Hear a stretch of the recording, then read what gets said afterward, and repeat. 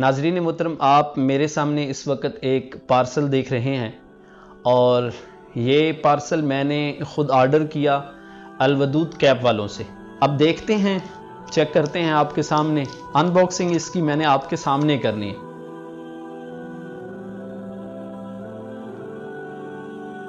और अलवदूद Islamic lifestyle coffee, ये आप देख लें। बिस्मिल्लाहिर्रहमानिर्रहीम। अब देखते हैं इसकी क्वालिटी कैसी है। माशाल्लाह बहुत अच्छी क्वालिटी है। अलवदूद वालों, आपका बहुत शुक्रिया।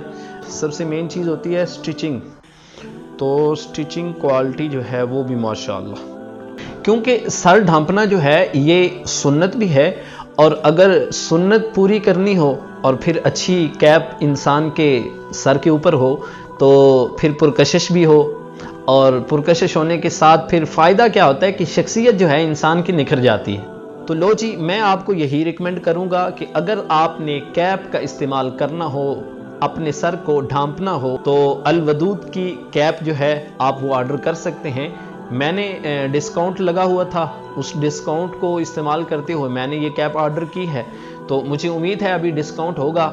आप भी ऑर्डर करना चाहें तो आप इस कैप को ऑर्डर कर सकते हैं। तो मेरी तरफ से आपको ये हाईली रिकमेंडेड है।